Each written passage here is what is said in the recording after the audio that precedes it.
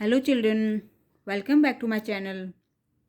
जैसा कि आप सभी जानते हैं, हमने यूजीसी नेट से रिलेटेड क्वेश्चन आंसर की एक सीरीज स्टार्ट की है, जो कुछ पिछले हफ्ते जो है नहीं आ पाई थी। इसके लिए I am sorry, but now एक नई शुरुआत के साथ आज मैं जो है 20 प्रश्न 20 क्वेश्चंस आपके लिए लेके आई हूँ, जो एग्ज़ाम के पर्पज़ से काफ़ी इम्पॉर्टेंट हैं।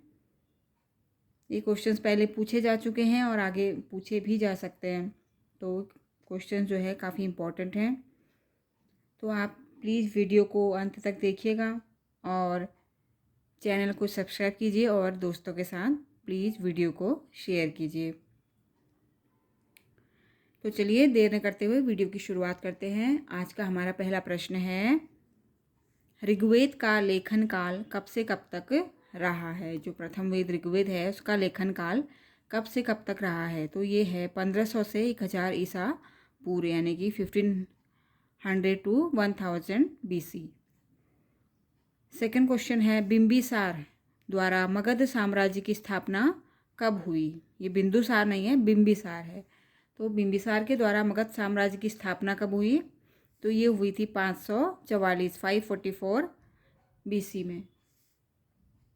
थर्ड क्वेश्चन है, भरहुत का स्तूप कहाँ स्थित है? जो अशोक द्वारा निर्मित किया गया था।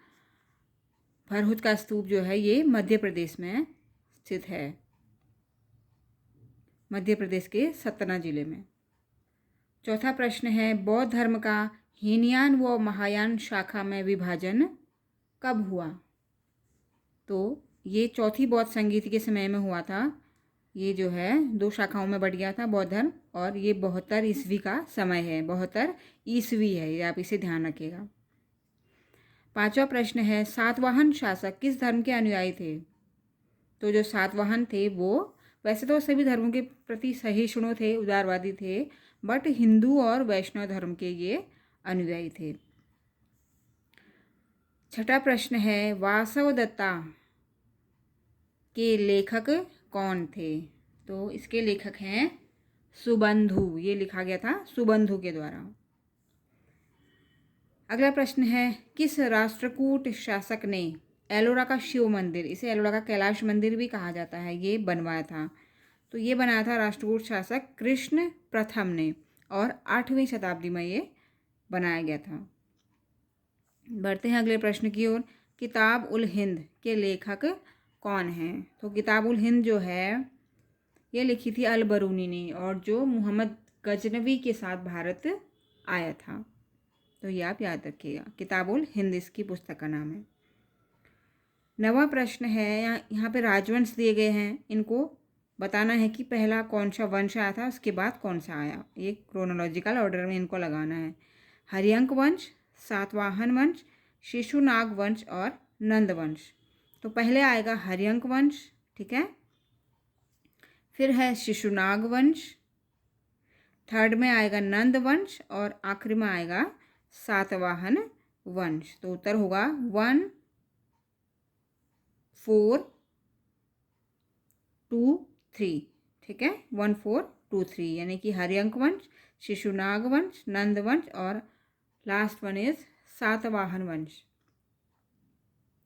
कम टू द नेक्स्ट क्वेश्चन। 10वां प्रश्न है, जैन धर्म से संबंधित किसी साहित्य पर जो टीका लिखी जाती है उसे क्या कहा जाता है? ये जैन धर्म का पूछ रहा है, तो इसे निरुक्त, निर्युक्ति या फिर चुलिका कहा जाता है। तो ऑप्शन में कुछ भी आ सकता है, तो आप इसे याद रखिएगा।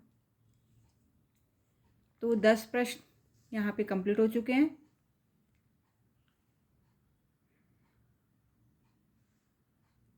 ये देखिए, उम्मीद है आपको दिख रहा होगा, ठीक है।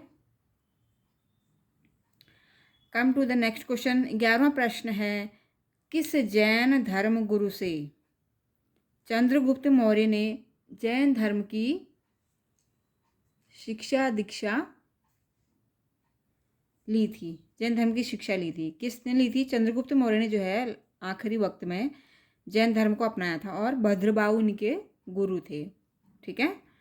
और इसी से रिलेटेड क्वेश्चन है, अशोक को बौद्ध धर्म में दीक्षित करने का श्रेय किसे जाता है? तो इसका उत्तर है उपगुप्त। जैसे जैन चंद्रगुप्त मौर्य ने जैन धर्म को अपनाया था, भद्रबाहु इनके गुरु थे। अशोक ने बौद्ध धर्म ग्रहण किया था और उपगुप्त इनके गुरु थे। तो यह आपको ध्यान रखना है। 13वां प्रश्न है, कौटिल्य द्वारा रचित अर्थशास्त्र में कितने अधिकरण हैं? ये इंपॉर्टेंट क्वेश्चन है, पहले पूछा जा चुका है। तो इसमें 15 इसका आंसर है। इसका आंसर होगा 15।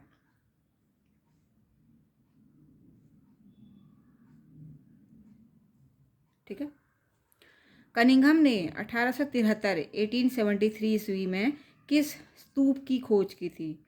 तो ये है भरहुत स्तूप, जिस थोड़ी देर पहले जिसके बारे में हमने बात की थी। तो कनिंघम ने इसे खोजा था 1873 ईस्वी में, 1873 में। 15वां प्रश्न है, पार्थिया शासक गोंडो फर्नीज के शासनकाल में कौन सा ईसाई धर्म प्रचारक भारत आया था? तो उसका नाम था सेंट थॉमस या सेंट थॉमस इनका नाम था। ठीक है। Come to the next question, Yajnavalkya Maitreyi दार्शनिक संवाद किस उपनिषद में वर्णित है? तो इस उपनिषद का नाम है बृहदारण्यक उपनिषद। क्या नाम है? बृहदारण्यक उपनिषद, जिसमें याज्ञवल्क्य और मैत्रेयी के दार्शनिक संवाद का वर्णन किया गया है। 17वां प्रश्न है, वाजसनेयी संहिता में गेहूं के लिए किस शब्द का प्रयोग किया गया? ये शब्दावली से लिया गया प्रश्न है। तो इस बार गेहूं पूछा गया है, कभी चावल पूछ लेता है। तो गेहूं के लिए गोधुम शब्द का प्रयोग किया गया है, गोधुम। ठीक है। 18वां प्रश्न है, सुदास के विरुद्ध जो दशराजाओं का युद्ध हुआ था, जिसे दशराज युद्ध के नाम से जाना जाता है, किसके नेतृत्व में लड़ा गया था? यानी कि दशराज की तरफ से नेतृत्वकर्ता कौन थे? ये थे ऋषि विश्वामित्र। कौन थे? ऋषि विश्वामित्र। और सुदास के नेतृत्व में कौन लड़ रहे थे? वशिष्ठ।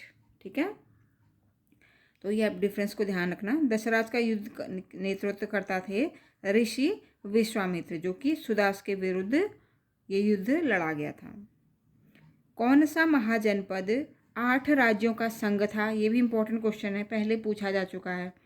कौन सा महाजनपद 8 राज्यों का संघ था? तो इसका उत्तर होगा वज्जी। ठीक है।